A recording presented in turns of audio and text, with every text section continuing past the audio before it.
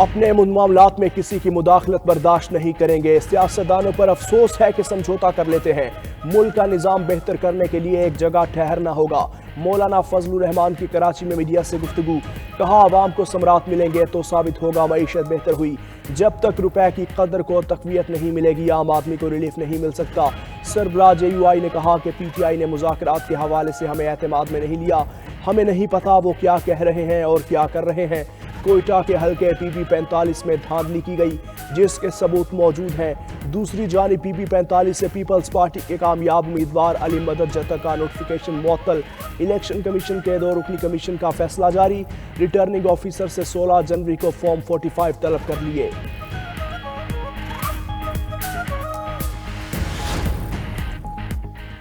بانی PTI کو بنی گالہ منتقل کرنے کی پیشکش نہیں کی۔ PTI کے دعوے میں کوئی صداقت نہیں۔ جس نے بھی بانی PTI کو مشورہ دیا ہے اس کی سمجھ میں کمی ہے۔ بانی PTI کو رہا کرنا عدالت کا کام ہے۔ وزیر دفاع خواجہ آصف کا کہنا ہے بانی کی منتقلی PTI کا اپنا خیال ہو سکتا ہے۔ ملاقاتوں کو سیاسی مقاصد کے استعمال کیا جا رہا ہے۔ تحریک انصاف کا ہر بار ناکام ہوا۔ ملک میں سیاسی امن ہو جائے اور دہشت گردی ختم ہو تو خود کفیل ہو جائیں گے۔ کوشش ہے ہر طریقے سے سیاسی استحکام پیدا کیا جائے۔ معیشت کے تمام آشاریہ بہتری کی جانب گامزن ہیں۔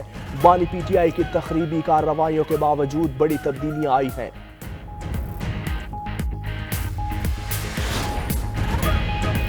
وفاقی حکومت کو بانی PTI کے ٹویٹ سے مسئلہ ہے مگر اپنا رویہ نظر نہیں آتا۔ مشیر اطلاعات خیبر پختونخوا بیرسٹر سیف کہتے ہیں وفاقی وزراء روزانہ کی بنیاد پر PTI کے خلاف پریس کانفرنسز کرتے ہیں۔ وفاقی حکومت کو بھی وسیع تر مفاد مد نظر رکھ کر سنجیدگی کا مظاہرہ کرنا چاہیے۔ مذاکرات شروع ہونے کے بعد مریم نواز PTI کے خلاف بیان بازی کر رہی ہیں۔ PTI ملک کے وسیع تر مفاد میں مذاکرات کے لیے راضی ہوئی ہے۔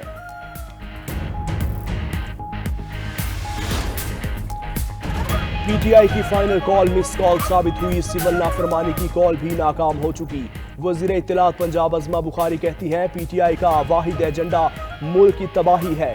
بانی PTI NRO کے لیے گھٹنوں کے بل جھک گئے۔ عظمہ بخاری کی KP حکومت پر بھی تنقید، کہا وزیر اعلیٰ علی امین گنڈاپور اور اس کی کابینہ میں کرپشن میں ملوث ہے۔ KP میں نئے بھرتی ہونے والے وزیر تعلیم میٹرک فیل تھے۔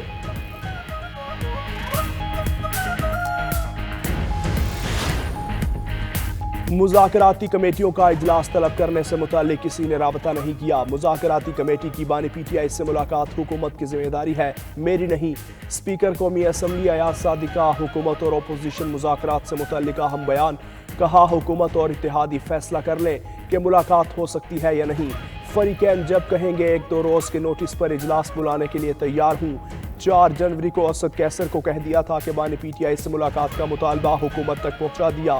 PTI رہنما رانا ثناء اللہ اور حکومت کے اکابرین سے براہ راست بھی بات کر سکتے ہیں۔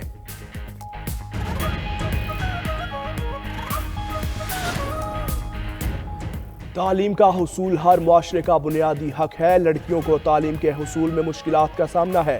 عالمی کانفرنس کا انعقاد پاکستان کے لیے اعزاز ہے۔ وزیر اعظم شہباز شریف کا لڑکیوں کی تعلیم کے حوالے سے کانفرنس سے خطاب، کہا ملالہ یوسفزئی بہادری اور ہمت کی علامت ہے۔ عرفہ کریم سب کے لیے ایک مثال ہے۔ آج مریم نواز وزیر اعلیٰ پنجاب ہیں۔ لڑکیوں کی تعلیم تک رسائی موجودہ وقت میں بڑا چیلنج ہے۔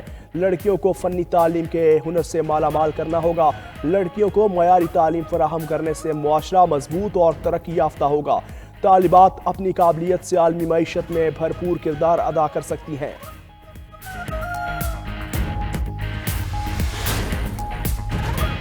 کر کے علاقے امبیری کلا کے قریب خوفناک ٹریفک حادثہ، بریک فیل ہونے سے ٹریلر نے متعدد گاڑیوں کو کچل دیا۔ حادثے میں 10 افراد جاں بحق، درجنوں زخمی۔ DSU اسپتال میں ایمرجنسی نافذ۔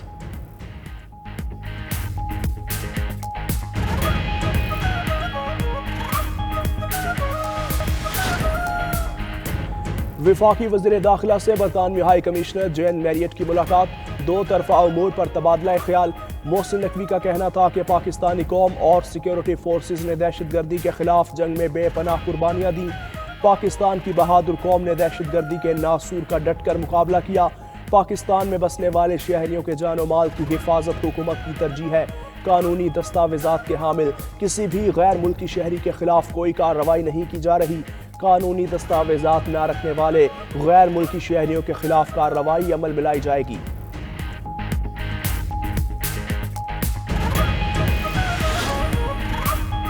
پارا چنار میں راستوں کی بندش لوگوں کی جان کی دشمن بن گئی۔ پارا چنار ٹل مین شاہراہ آج بھی ہر قسم کی آمد و رفت کے لیے بند۔ راستوں کی بندش سے شہریوں کو شدید مشکلات کا سامنا۔ ادویات اور طبی امداد نہ ملنے پر درجنوں مریضوں کی جان داؤ پر لگ گئی۔ پارا چنار شاہراہ کی بندش سے 5 سالہ بچے کی آنکھ ضائع ہونے کا خدشہ۔ بچے کے والدین کا کہنا ہے چوٹ لگنے سے شہزاد کی آنکھ کے پردے کو شدید نقصان پہنچا۔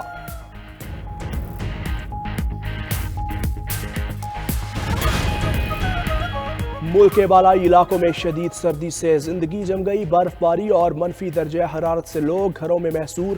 پارا چنار میں -12، استور -11، سکردو میں -9 ڈگری نے لوگوں کو ٹھٹھرنے پر مجبور کر دیا۔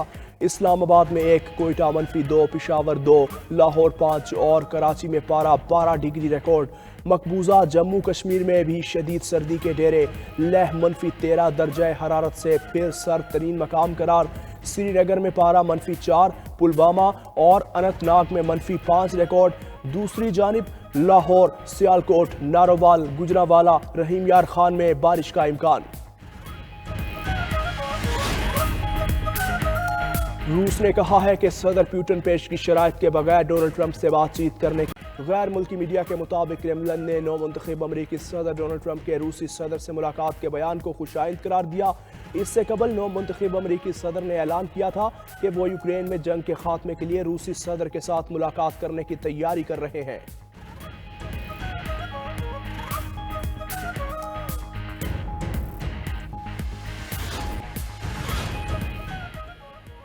اوورسیز پاکستانی سے ترسیلات زر روکنے کی اپیل کا اثر 2-3 ماہ میں نظر آئے گا۔ پی ٹی آئی کے سیکرٹری اطلاع شیخ وقاص کا کہنا ہے معیشت درست ہونے کا کہنے والے جھوٹ بولنے کے ماہر ہیں۔ 2022 میں شرح نمو 6.5 تھی، 2024 میں 2.4 سے بھی کم رہی۔ کھوکھلے ویژن صرف نون لیگ ہی دے سکتی ہے، لیکن اڑان پاکستان میں تو حد ہی کر دی۔ مریم نواز کی ترجیح صرف اپنے نام کی تختیاں لگانا ہے۔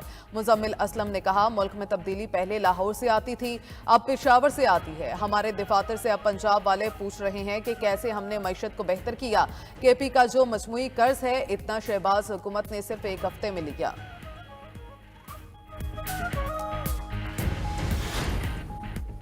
نون لیگ یا پی ٹی آئی ارکان کی گفتگو کا مذاکرات پر اثر نہیں پڑنا۔